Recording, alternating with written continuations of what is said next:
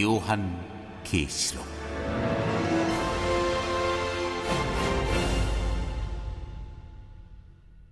성경의 마지막은 화려합니다. 환상과 노래, 재앙과 구출, 공포와 승리로 가득합니다. 쇄도하는 색과 소리, 이미지와 에너지에 현기증이 날 정도입니다.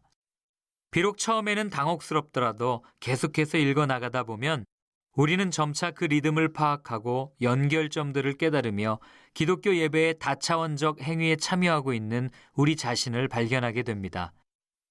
예배는 내 동물들이 밤낮으로 쉬지 않고 찬송을 부르는 가운데 시작됩니다. 거룩하시다, 거룩하시다, 거룩하시다, 우리 주님, 주권자이신 하나님. 그리고 24 장로들이 함께 찬송을 부릅니다. 그리고 구원받은 이들이 함께 서서 모세의 노래를 부르고 어린 양의 노래를 부릅니다. 오 주권자이신 하나님, 주님께서 하신 일이 크고 놀랍습니다. 모든 민족의 왕이시여 주님의 길은 의롭고 참되십니다. 1세기 후반 목회자였던 반모섬의 요한은 예배에 마음을 둔 사람으로 그의 최고의 관심은 예배였습니다. 요한계시록이 기록된 그의 환상은 그가 반모라는 지중해의 한 섬에서 어느 일요일 예배를 드리는 중에 찾아왔습니다. 그는 육지에 있는 7교회를 순회하며 돌보는 목회자로서 그의 주된 임무는 예배를 인도하는 것이었습니다. 살아계신 하나님께 대한 응답인 예배는 사람들을 공동체로 모아줍니다. 따라서 예배를 소홀히 하거나 왜곡하면 공동체는 혼란에 빠지게 되거나 몇몇 사람들의 횡포에 시달리게 됩니다. 지금 우리가 사는 이 시대는 예배하기에 좋은 시대가 아닙니다.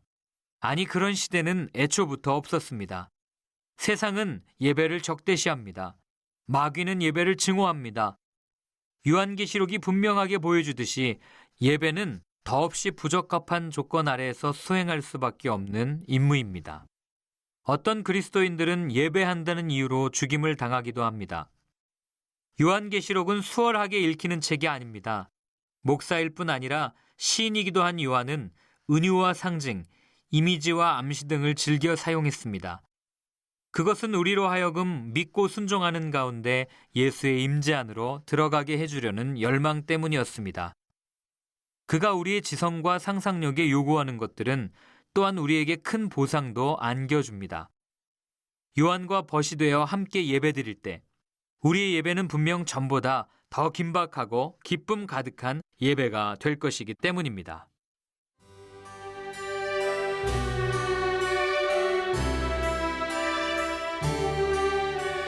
(1장) 이 책은 메시아 예수의 계시입니다. 하나님께서는 앞으로 일어날 일을 그분의 종들에게 분명히 보여주시려고 이 계시를 주셨습니다. 그분은 전사를 통해 이를 공포하셨고 자신의 종 요한에게 전해주셨습니다. 그리고 요한은 자신이 본 모든 것을 말했습니다. 하나님의 말씀, 곧 예수 그리스도의 증언을.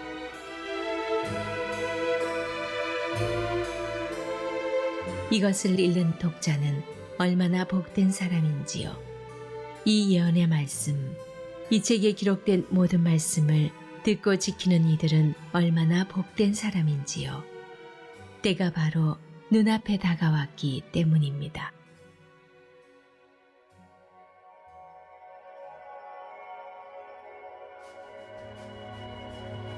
지금도 계시고 전에도 계셨고 장차 오실 하나님.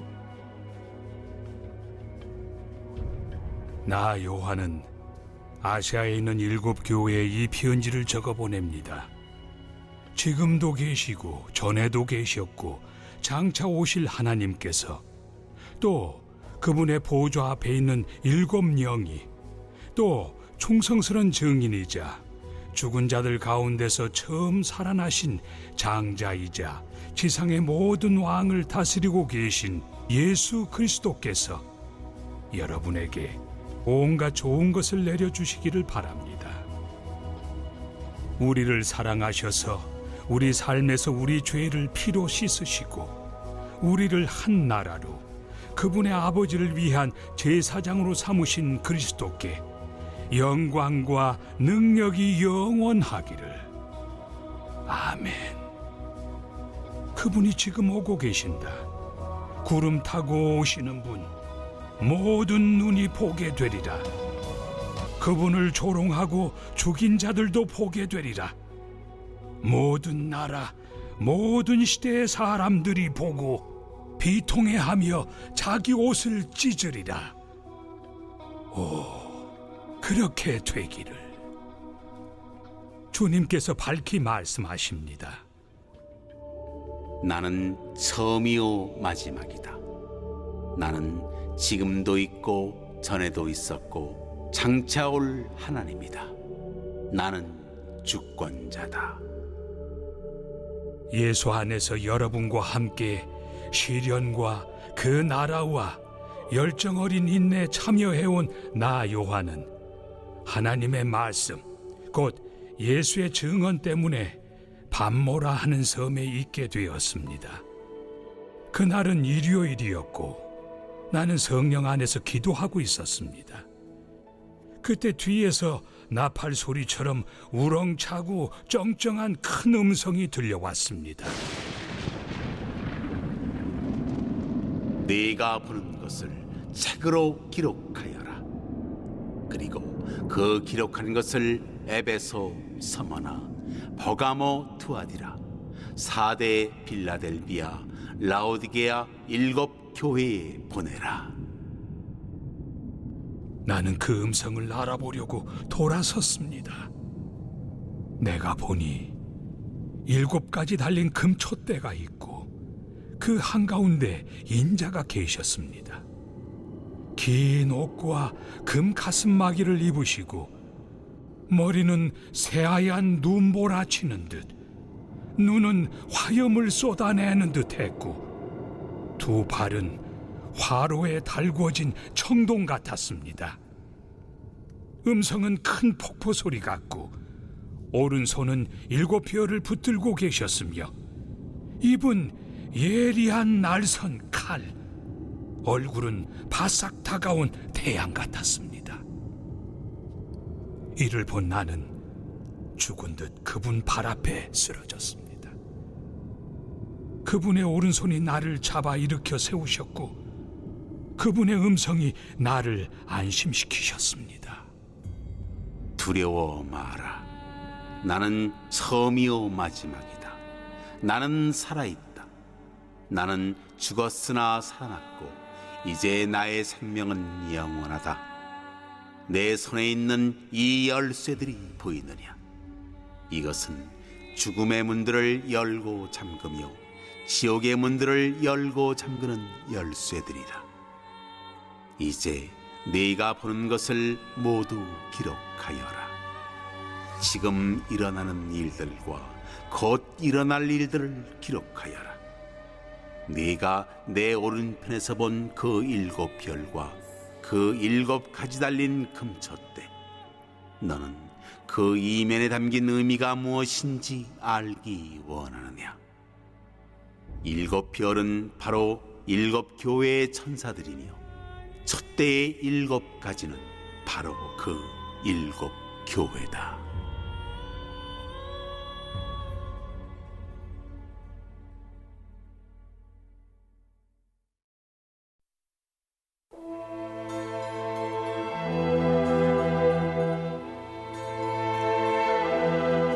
예수 그리스도의 계시가 아니라 묵시라고 해야 옳습니다.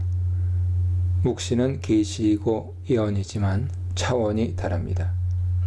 인간의 힘으로 바꿀 수 없다는 절망의 늪에서 피어오르는 소망의 꽃이 묵시입니다. 그래서 초월적입니다. 하늘로부터 시공간을 뚫고 질곡의 현실을 돌파할 신적 계획을 드러내기 때문이죠. 상상력을 돋구기 위해 엄청난 이미지들로 구성되어 있습니다.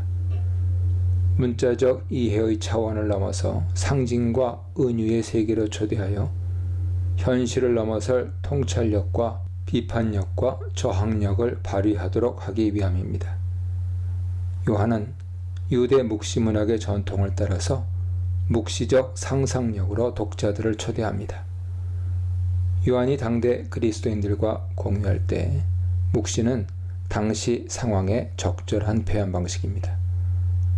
요한의 묵시는 요한이 구약 이스라엘의 선지자 전통에 서서 예언의 사명을 감당한다는 공감대를 형성합니다. 반드시 속히 일어날 일이 무엇일까요? 초점은 어느 시점에 묵시가 성취될 것인지에 있지 않습니다. 강조는 가까움과 빠름이 아닌 즉각성입니다. 다니엘 2장 28절에 후일에를 대체하여 이미 현실에서 성취되고 있음을 밝히는 표현 방법이죠. 다니엘은 최후의 환난과 악의 패배, 하나님의 궁극적 성취, 하나님 나라의 설립이 후일에 일어난다고 예언했습니다. 요한은 자기 시대에 이미 계시되어 성취되고 있다고 말합니다. 묵시에는 두 가지 목적이 있습니다. 첫째, 앞으로 일어날 미래를 조명하여 현실을 바라보게 하는 역할이고, 둘째, 보이지 않는 현실을 통해 보이는 현실을 통찰하는 역할입니다. 현실은 이미 그리스도의 십자가와 부활, 승귀죠. 그리고 아직 아님, 파루시아 사이의 긴장 속에서 성취되고 있습니다. 3절로 6절입니다. 3절은 지복을 선언합니다. 시편 1편 1절에 마태복음 8복, 누가의 4복 4화 등 신구약의 지복 선언은 반전의 언어죠. 요한계시록에는 1장 3절, 14장 13절, 16장 15절, 19장 9절, 20장 6절, 22장 7절, 22장 14절에 7번의 지복선언이 있습니다. 7 지복선언은 예언 메시지에 순종하는 자들에게 주실 충만한 신적 축복을 표현합니다. 4절로 5절 상반절에서 요한은 성부, 성자, 성령의 이름으로 로마 제국의 통치 아래 핍박을 받고 씨름하는 교회에게 편지를 전합니다. 성부 하나님은 이제도 계시고 전에도 계셨고 장차 오실 이이십니다. 이는 신적 이름에 대한 해석입니다. 오실 자는 연계동사 미래형이 아닌 현재 분사형으로 표현하고 있습니다. 하나님은 미래적 실존이 아닌 구원과 심판을 위해 이 세상에 도래하신 분이라는 것이죠. 계시록은 이 표현을 통해 사탄이 짝퉁임을 폭로합니다. 사탄은 이전에 있었다가 지금은 없으나 장차 나올 자입니다. 17장 8절 11절 보세요. 로마 제국이 무소불위의 권세를 휘둘러도 여호와 하나님과 견줄 수 없는 짝퉁이라는 것입니다. 성령은 하나님의 보좌 앞에 있는 7 영이십니다. 4장 5절에서는 보좌 앞에 7 등불을 켠 것이 있으니 이는 하나님의 7 영이라 합니다. 7 영은 이사야 11장 2절과 스가랴 4장 2절로 7절을 결합하여 인용한 표현이죠. 이사야 11장 2절에서 성령은 지략, 총명의 영, 모략, 재능의 영, 여호와를 경외하는 영과 여호와를 아는 영입니다. 또 이는 성전 안에 7가지가 달린 금촛대, 메노라를 인용한 표현입니다. 이사야에 따르면 성령은 교회에 능력을 주시는 분입니다. 메시아의 종말론적 통치를 확립하기 위한 장비를 구비하도록 하십니다. 스가랴는 7 영을 4번 언급합니다. 스룹바벨의 성전 재건축은 힘으로도 아니고 능으로도 아니고 오직 하나님의 영으로 가능합니다. 하나님의 통치와 임재는 짐승과 같은 세상 힘이 아닌 신적인 영으로 이루어집니다. 스가랴 4장 3절에서 7 등불은 여호와의 7 눈으로 7 영이신 성령님을 말합니다. 여호와의 눈은 온 세상을 두루 다니며 어떤 일이 일어나는지 감찰하십니다. 역대하 16장 9절 참조하세요. 성령이 선택하신 자는 무엇이든지 강력하게 능력을 행사하게 됩니다. 세상의 짐승이 명백하게 불가항력적인 힘과 세계적인 힘을 과시하는 세상에서 성령은 여전히 신실한 종을 찾으시고 능력을 부어주셔서 하나님의 통치를 확립하십니다. 성자 하나님은 충성된 증인이시죠. 부활의 첫 열매십니다. 땅의 임금들의 머리가 되십니다. 이사야 43장 10절로 13절과 시편 89편 27, 37절을 배경으로 합니다. 이사야는 고난받는 종 그리스도가 죽음에 이르는 핍박을 당하지만 아버지에 대한 신실한 증인으로 참고 견딘다고 말합니다. 그는 부활의 첫 열매로서 죽은 자 가운데서 먼저 일어나 신실한 증인으로 인정받습니다.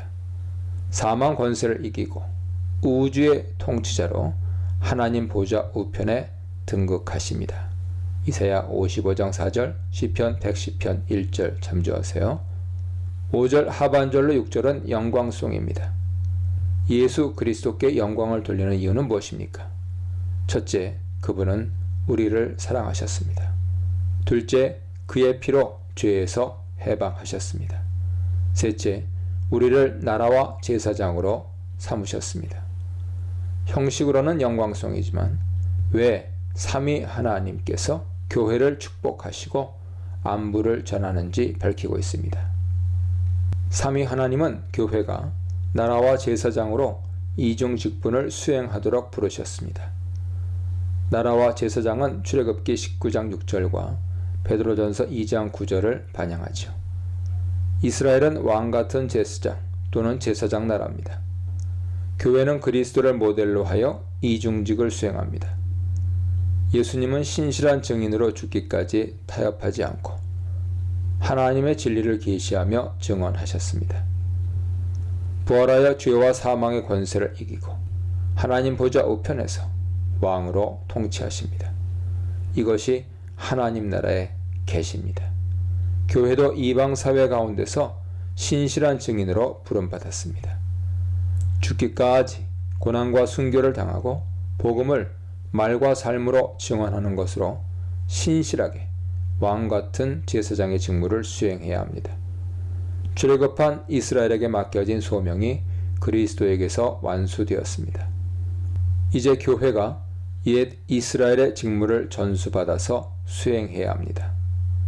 7, 8절입니다. 7절은 다니엘 7장 13절과 스가랴 12장 10절의 융합 인용입니다. 다니엘은 악한 제국을 심판한 이후 열방의 통치자가 인자로 등극한다고 말합니다. 스가랴 12장 10절 이하는 종말에 이스라엘의 대적은 패배를 당할 것이고 이스라엘은 하나님과 그 사자를 배척한 죄악을 회개한 이후에 속량될 것이라고 밝힙니다. 이것은 하나님이 종말에 그 백성의 대적을 물리치시고 하나님 나라를 계시하실 것을 표현하는 전문 용어죠. 요한은 역사적 이스라엘의 범위를 초월하여 온 열방이 애통한다고 표현합니다. 믿는 열방이 참 이스라엘입니다. 열방이 주께 돌아온다는 소망은 전혀 새롭지 않죠. 그러나 그 소망이 실현되는 방법에 대한 계시는 전적으로 새롭습니다. 이때까지 봉함된 두루마리의 내용이 드러나기 때문입니다. 하나님 나라는 이미 계시되었고 완성을 향해 나갑니다.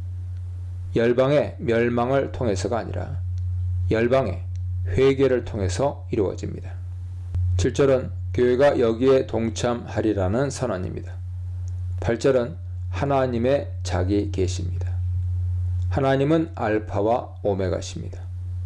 역사의 원천이요 목표시죠. 왜 야훼 하나님에 대한 신앙 고백으로 인사말을 마무리합니까? 묵시를 받은 종은 계시한 자가 누구인지를 알아야 합니다. 위임을 받은 자는 누구의 권위로 직무를 수행하는지 확신해야 합니다. 교회는 로마 제국에 짓눌려서 기가 죽어 있습니다.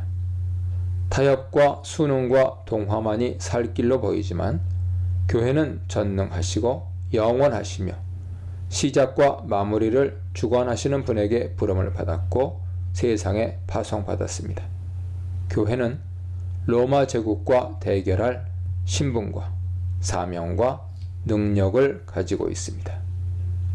이 문단에서는 고난당하는 성도들을 위로하는 예수님의 계시, 진정한 역사의 주인이신 하나님의 계시, 하나님의 통치를 이루시는 성령님과 예수님의 계시에 대해 묵상해 보시기 바랍니다. 9절로 11절입니다. 요한은 형제요, 예수의 환난과 나라와 참음에 동참하는 자입니다. 요한은 영적 권위로 지시하거나 가르치려 들지 않습니다. 다만 공감대를 불러일으킵니다. 환난과 나라와 참음에 동참하는 자라고 밝힙니다. 동참하는 자, 영어로 fellow partaker는 능동적인 참여를 말하죠. 당위성이나 지시가 아닌 공감대가 신앙적 리더십의 본질입니다. 요한은 먼저 메신저인 자신과 독자를 동일시합니다. 또한 예수님과 자신을 동일시합니다. 그래서 독자와 예수와의 관계를 이어주며 독자들도 예수의 환난과 나라와 참음에 동참하도록 동기를 부여합니다. 예수님의 통치는 이미 시작되었습니다. 어떻게 동참합니까? 신실한 증언과 진정한 코이노니아를 통해서입니다. 이것이 성령의 코이노니아죠. 환난의 시기에 인내는 믿음과 동의합니다. 반모섬에 왜 갔을까요? 유배설, 선교설, 계시, 수신설, 피신설 등이 있는데요. 우리가 알 수 있는 유일한 정보는 본문입니다. 그 외에는 다 상상이나 추측이죠. 유배설이 가장 일반적이죠. 고대의 반모가 유배지라는 설은 타키투스, 유베날, 플리니우스 등의 고대 작가들의 언급에 근거합니다. 그러나 정확하지 않습니다. 요한의 반모섬 유배설에 근거한 해석은 계시록 저작 연대와는 100년 이후의 전승들로 신빙성이 없습니다. 로마 지방정부가 제국의 이데올로기를 자발적으로 적극 강요하고 있었습니다. 그리스도인들은 위기 상황에 직면하여 새로운 대응이 필요했죠. 하나님의 말씀과 예수님을 증언하는 방식과 논리를 더 강력하게 개발할 필요가 있었습니다. 하나님의 말씀과 예수님에 관한 증언 때문이죠.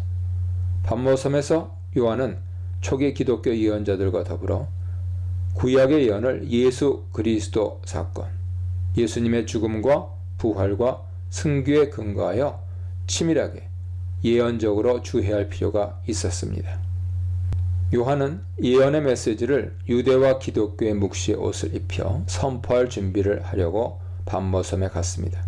반모는 외딴 섬입니다. 반모섬은 로마 제국에 저항하는 광야와 같은 주변부로서 상징성을 갖고 있을 가능성이 높습니다. 주의 날에 성령으로 큰 음성을 들었습니다. 전체 계시가 성령으로 임하였습니다. 이는 요한 메시지의 진정성을 입증하는 차원을 뛰어넘습니다. 예언적 영감을 받았습니다. 성령으로 예언적 환상을 보았습니다. 이는 요엘의 예언 성취를 가시적으로 표현해 줍니다. 종말론적 성취의 증거입니다. 주의 날은 그리스도인이 함께 모여 떡을 떼고 예배하고 말씀을 듣는 날입니다. 예수 그리스도께서 주가 되셔서 하나님 나라를 통치하심을 기념하고 축하하는 날입니다. 요한 개인의 환상이 아니죠. 공동체 모임 속에 성령이 임하셨습니다. 성령은 도미티안 통치 속에 생존 씨름을 하고 있는 교회가 그리스도의 파루시아를 향하여 나가도록 만듭니다. 주변 사회 속에서 교회가 어떻게 살아가야 할지를 계시해 주셨습니다. 12절로 16절입니다. 구약과 묵시문헌에서 환상 장면을 기술할 때 나타나는 전형적인 패턴이 등장합니다. 최초 환상과 선교제의 반응과 환상의 해석이죠. 12, 16절은 최초 환상을 묘사합니다. 인자와 같은 이인 그리스도는 심판자의 모습으로 등장합니다. 7촛대는 성전의 7촛대며 성전 전체를 표현합니다. 하나님의 임재가 있는 곳인 교회를 상징하죠. 그리스도는 인자와 같은 이로서 다니엘 7장에서 왕적 통치자의 이미지를 지녔습니다. 요한은 다니엘과 에스겔 환상을 다양하게 인용하여 왕 같은 제사장으로 묘사합니다. 하나님은 교회를 나라와 제사장으로 삼으셨습니다. 그리스도께서 의장을 갖춘 모습은 왕이나 제사장의 모습이죠. 스가랴는 왕과 제사장의 이미지를 결합한 선례를 보여준 바 있습니다. 이스라엘은 마카비 시대에 왕과 제사장을 겸비한 인물들을 경험했습니다. 요한은 이미지를 더 발전시켜 그리스도를 심판주로 묘사합니다. 그리스도는 십자가와 부활을 통해 사망과 음부의 열쇠를 가졌습니다. 교회는 심판주 그리스도의 통치에 참여합니다. 성도는 두려워할 필요가 없습니다. 그리스도의 궁극적인 통치에 참여할 것이기 때문이죠. 그리스도의 통치에 참여하는 교회는 다니엘의 예언처럼 궁창의 별과 같이 빛날 것입니다. 어떻게 참여합니까? 죽기까지 신실하게 하나님의 말씀과 묵시의 예언을 증언하는 것이죠. 교회는 예수 그리스도의 십자가 죽음과 부활에 참여하는 공동체입니다. 17절로 20절입니다. 요한의 반응과 환상의 해석이 나오는데요. 요한은 다니엘 7장 13절에 인자의 모습으로 등장하신 그리스도를 보고 엎드러져 죽은 자 같이 되었습니다. 묵시적 실신이나 예언적 입신이 아닙니다. 환상에 대한 전형적인 반응이죠. 그리스도는 두려워하지 말라고 위로하시면서 자신을 직접 소개합니다. 앞에서는 요한이 보았는데 이제는 직접 듣습니다. 이스라엘의 위로와 하나님의 자기 계시로 이어지는 이사야 패턴을 따르고 있는 것이죠. 그리스도의 위로와 계시는 절망과 타협의 기로에 선 교회를 향한 경고이자 격려입니다. 그리스도는 처음과 나중입니다. 역사의 주관자임을 표현하는 제유적 표현이죠. 그리스도는 십자가와 부활을 통해 현재 살아있는 분입니다. 로마 제국을 배후에서 조종하는 사탄은 현재에는 없는 자입니다. 또한 그리스도는 사망과 음부의 열쇠를 가졌습니다. 그리스도는 사망의 정복자입니다. 그리스도의 부활은 미래뿐 아니라 현재 능력입니다. 사망의 문화 속에 생명의 새로운 가능성을 열어주십니다. 독자로 하여금 이 가능성에 참여하도록 초청합니다. 그리스도 외에는 이러한 권세를 가지신 이가 없습니다.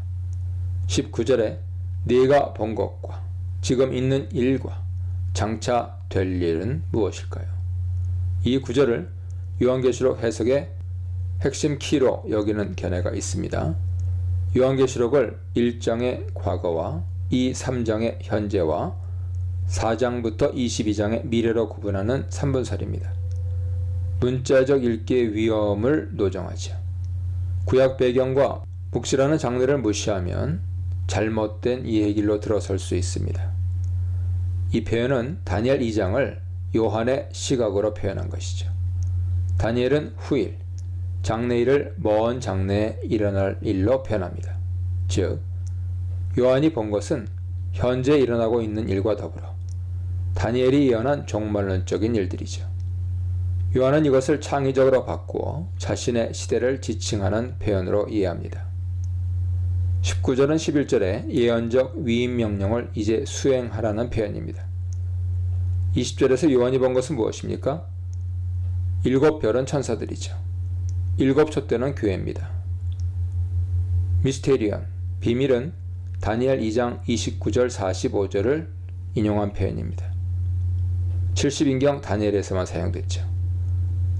요한이 이 단어를 채택합니다. 천사는 천상에서 교회를 집합적 대표로서 대변합니다. 8장 3절에 보세요. 천사는 교회를 보호하고 감독하는 책무가 있습니다. 지상의 교회가 매 주일 모이는 목적이 무엇입니까? 천상에서 천사가 승귀하신 그리스도를 경배하고 이에 상응하여 지상에서 교회는 만유의 주가 되신 그리스도께 예배하는 것입니다. 예배를 통해 공동체적으로 또한 하늘과 땅의 교회가 소통하고 연합하여 정체성과 사명을 되새깁니다. 요한계시록에서 교회는 계속하여 천사와 대면하게 됩니다. 하늘에서 하나님 나라가 이루어졌습니다. 그와 같이 땅에서도 로마 제국에 저항하는 교회를 통하여 대안이 되는 하나님 나라를 이루어 가야 합니다. 이 문단에서는 교회를 붙드시는 하나님, 그리스도를 붙든 요한, 우리를 위해 싸워 주실 예수님, 우리를 살게 하실 생명의 예수님에 대해 묵상해 보시기 바랍니다.